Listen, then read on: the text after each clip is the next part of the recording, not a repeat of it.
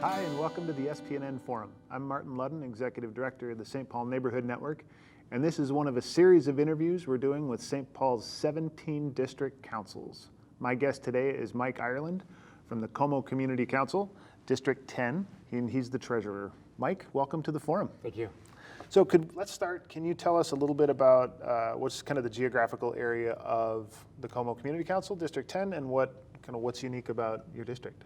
Well, roughly it goes from Larpenteur Avenue south to Energy Park Drive, and then Dale Avenue on the east side across west to Snelling, and then it's jagged edges around that. Okay.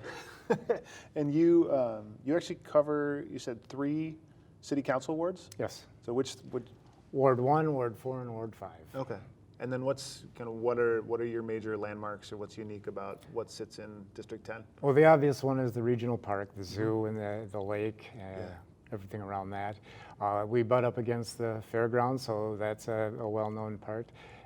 And then we've got a lot of smaller things interspersed without that are treasures that are often overlooked because all the focus is on the park. Yeah. So what are some of those hidden gems? Oh, the little parks that we have around there that I've come across that are surprising. Yeah. We've got neighbors that really keep their house up wonderful. We had a pollinator garden tour, so you got to see 8 residential homes and community gardens that other people, including myself, would otherwise not look because they're hidden in the backyards. Yeah, that's really cool. And so as you sit as the treasurer, kind of what's your role with the council? Well, previous to this, I chaired the environmental committee.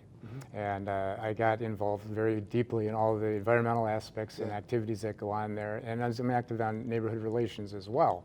As treasurer, the role is oversight of the financials, which is a nice step back from being really deeply involved, and then get a different perspective on the district council. But you are an elected member of the council, right?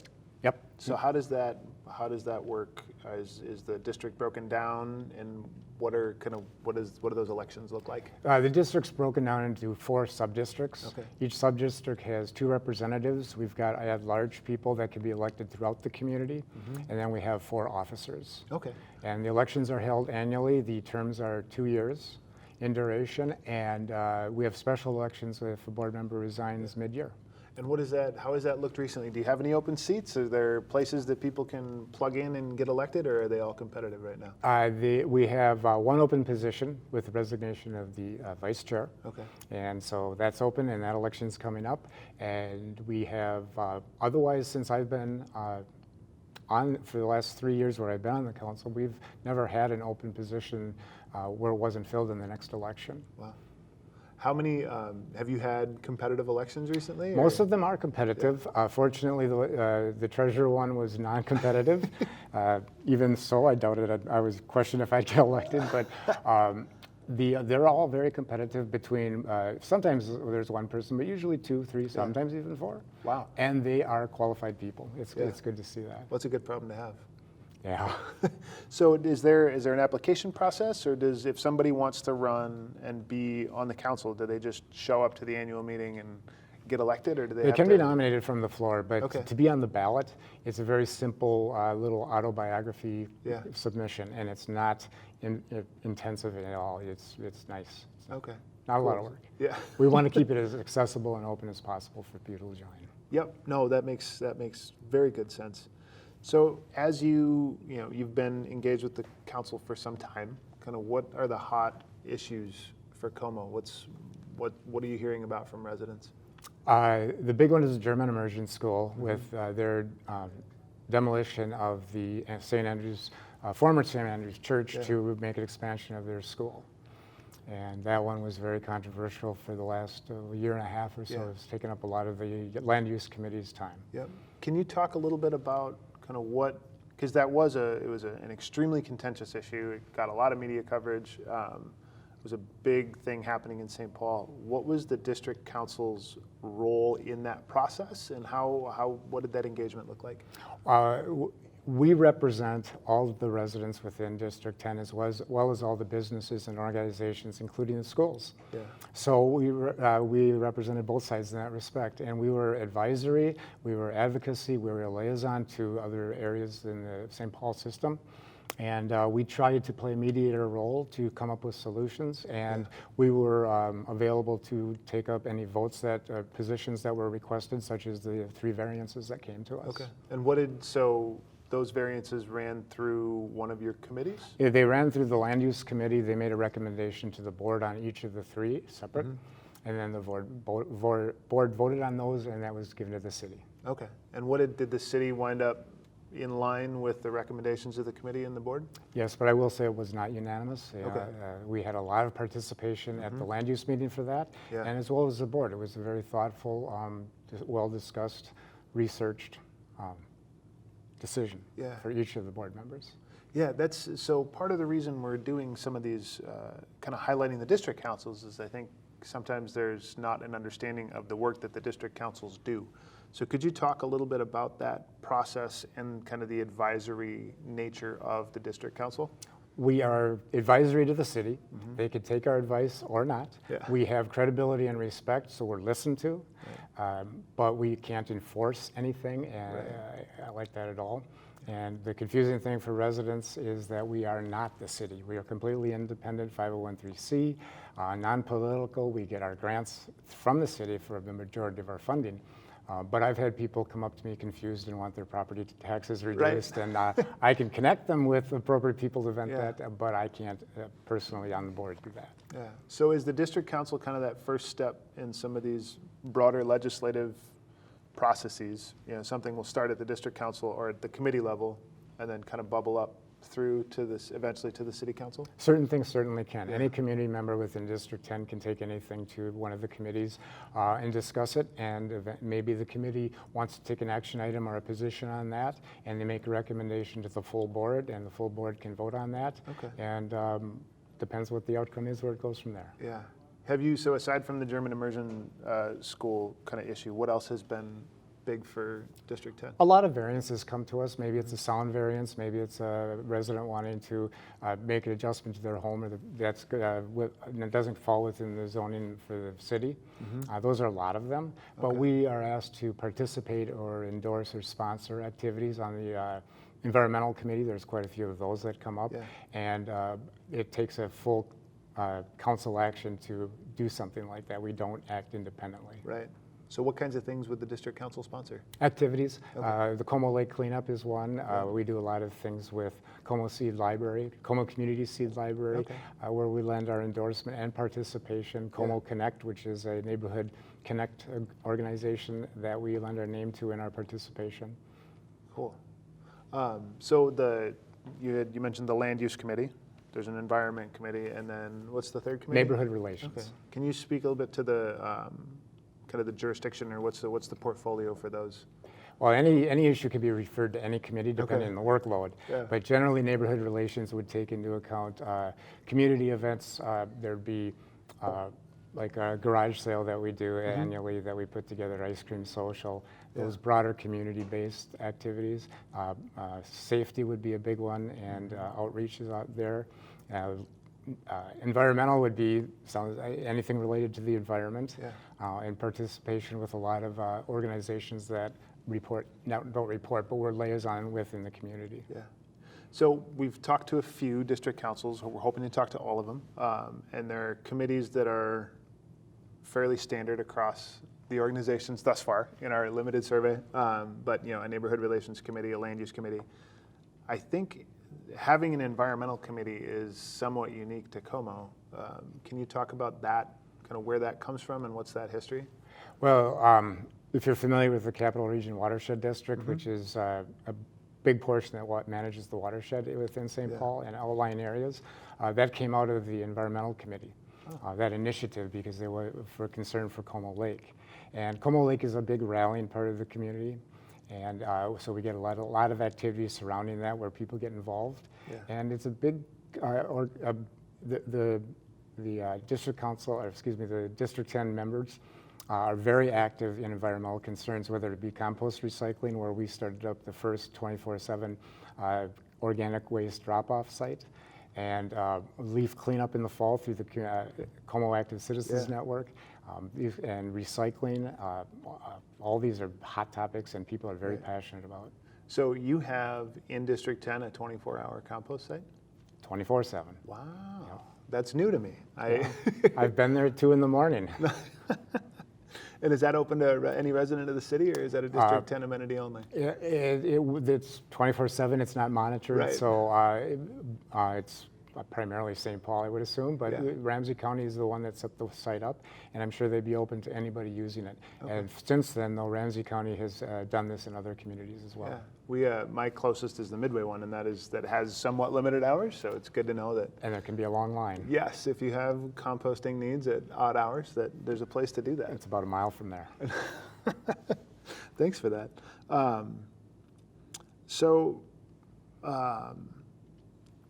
You mentioned, so you're the treasurer now, you've been the environmental committee chair. What brought you to the district council? I've lived most of my life within a few miles of the lake, and I wanted to give back to the community that served me through so often in so many ways throughout my life, and I had time. And I ran for election. Fortunately, that first time was also unopposed in a special election for 1 year. And I got involved. I loved it. I found it very meaningful. Yeah. And when I do step away from the council, I can still be as active as I am now with council activities and committee activities. Right. And what has been kind of your biggest, I guess, surprise in your work with the district council? How much people don't know about us. Yeah. It's been one of my surprises and one of my biggest frustrations personally to overcome. Yeah. Communication to the groups that don't know about us. Right. I mean, it's such a low barrier way to step into kind of city politics and city government. What kind of, if you had a magic wand to wave, how would you kind of broadcast that opportunity, and how would you get more people engaged? Any way possible. Because we're very good at communicating through our newsletter and social media, but for people that either aren't tuned into that or don't have access to it or life is too busy, we have to try other ways to reach out to them. And the biggest one for us is 40% of our population are renters, and they're harder to connect with. And we've hired an outreach coordinator, and she goes out to these and has community events there, then broaden our participation and awareness within those areas that we've not tapped into. Yeah. Excellent. You mentioned a Como Lake cleanup coming up. When is that? It's October 12th. It's a Saturday from 9 to noon, rain or shine. Okay. And is that meeting at the pavilion? Or? Yes, the lower level of the pavilion where there's the docks. Okay. And what that is we got some funding from the watershed district to clean up the lake. And we rent kayaks or canoes or walk along the shoreline. We provide all the supplies and tools. And for that period of time, and for as long as people want, they clean up trash from the lake. Okay. And how much, what's the craziest thing you've seen come out of the lake? Well, it didn't come out of the lake. It's someone that went off a bit of on a tangent walk, and they found the top of a light post. Oh. So they brought that in. But the tires, there's not that much of terrible interest. Right. But a lot of plastic, a lot of bottles, a lot of bottle tops, and small plastic pieces. Yeah, and I've seen, I think around the lake there are a variety of places to recycle and to throw trash, but yeah, the stuff that ends up in the lake, it's good to get it out. Yes. How do people get engaged in your committee structure? What's the best way for someone who wants to be active in the community to come and get engaged? Depends where their passion is and what they want to do. I mean, we stream our board meetings on Facebook, so they can get a flavor for it there. The 3 committees meet monthly, and it's open to anyone that wants to participate within District 10. They can come and observe. They can find out what we do and get involved there, or they can come to the district council meeting themselves, or they can reach out to our executive director, Micah Kukta, or one of the board members to meet one-on-one. And you can find some of that info at district1010comopark.org. Yes. How big are your committees? As far as members, yeah, it varies. Land use, if there's no hot topics going on, we might just have the board members who assign to it. Okay. If there's something going on of substance, there might be over 100.